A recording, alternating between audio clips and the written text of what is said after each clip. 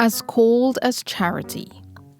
As cold as charity has two meanings. The first meaning is very cold or icy. For example, we didn't go outside for days after the winter storm because it was as cold as charity. The heater isn't working, and now it is as cold as charity. Let us grab a coat because it is as cold as charity.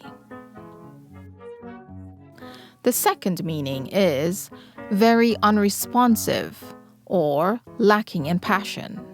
For example, we didn't ask the lady for donations because she was as cold as charity. Her eyes, as cold as charity, made us walk past her and ask someone else for help. Even though he was an expert in his field, we didn't want to work with him because he was as cold as charity.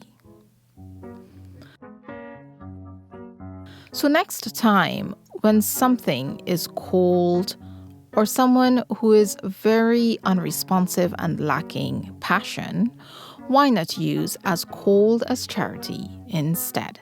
Hit the like and subscribe buttons for more videos like this.